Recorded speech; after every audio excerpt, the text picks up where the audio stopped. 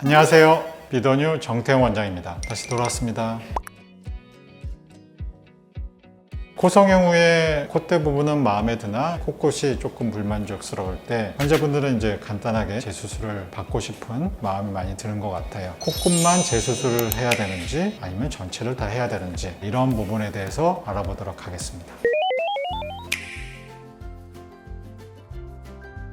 코끝은 이제 크게 보면 다 전면 재수술해야 되는 환자, 아니면 코끝만 가볍게 수술할 수 있는 환자, 이렇게 크게 나눠 볼 수 있어요. 그리고 코끝이 약간 낮아진 건지, 아니면 이제 처진 건지, 아니면 휜 건지, 그렇게 몇 가지 더 구체적으로 나눠 볼 수도 있습니다.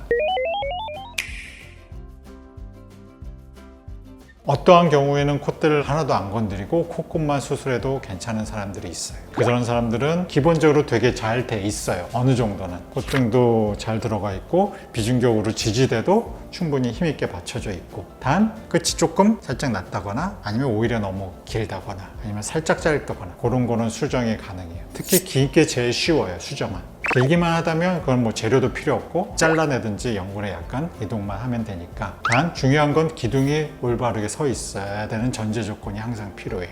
그리고 끝이 경고성이 어느 정도는 있어야 돼요.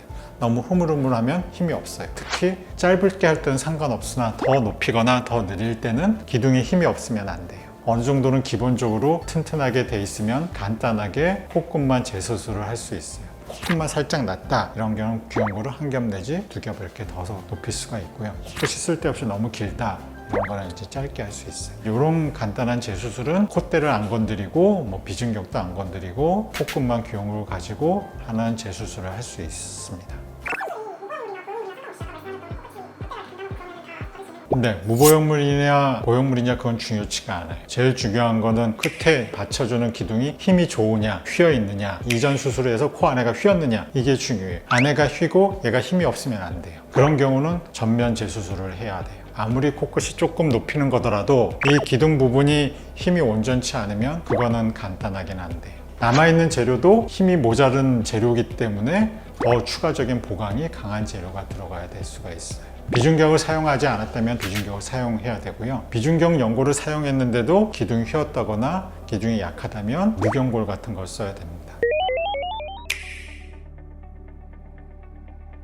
사용할 수 있어요. 다만 걔가 어느 정도는 이식돼서 들어가면 약간 달라져요. 의사가 이제 잘라 쓰는 것도 있고 이만한 걸 덮어놔도 약간 볼륨이 주는 것도 있죠. 그리고 떼어내는 과정에서 약간의 손상도 있기 때문에 걔 자체로 다시 하는 게 충분치 않을 수 있지 걔를 못 쓰는 건 아니에요. 힘이 없어서 얘가 무너진 건지 아니면 잘못 방향을 세워서 한 건지에 따라 다 다를 수 있잖아요. 힘은 좋으나 잘못 세워진 거라면 똑바로 세워야 되니까 괜찮은데, 제대로 세웠는데 얘가 힘이 없어서 꼬꾸라진 거라면 얘는 그 연골로는 힘을 못 받으니까 다른 연골을 추가로 해줘야 된다는 뜻입니다.